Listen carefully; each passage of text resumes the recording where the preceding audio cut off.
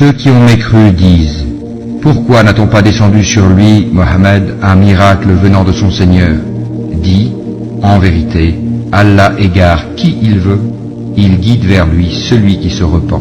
Ceux qui ont cru et dont les cœurs se tranquillisent à l'évocation d'Allah.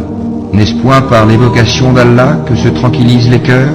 Ceux qui croient et font de bonnes œuvres auront le plus grand bien et aussi le plus bon retour.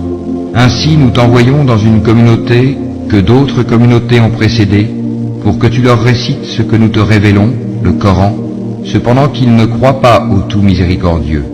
Dis: c'est lui mon Seigneur, pas d'autre divinité à part lui, en lui je place ma confiance, et à lui je me repens. S'il y avait un Coran à mettre les montagnes en marche, à fendre la terre ou à faire parler les morts, ce serait celui-ci. C'est plutôt à Allah le commandement tout entier. Les croyants ne savent-ils pas que si Allah voulait, il aurait dirigé tous les hommes vers le droit chemin?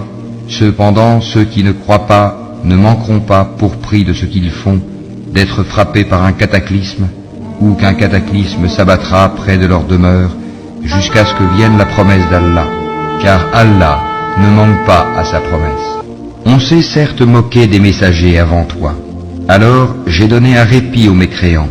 Ensuite, je les ai saisis, et quel fut mon châtiment? Est-ce que celui qui observe ce que chaque âme acquiert est semblable aux associés? Et pourtant, il donne des associés à Allah.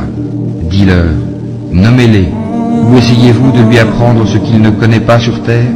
Ou avez-vous été simplement séduits par de faux noms? En fait, on a embelli aux mécréants leurs stratagèmes, et on les a empêchés de prendre le droit chemin.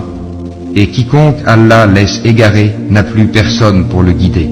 Un châtiment les atteindra dans la vie présente, le châtiment de l'au-delà sera cependant plus écrasant, et ils n'auront nul protecteur contre Allah.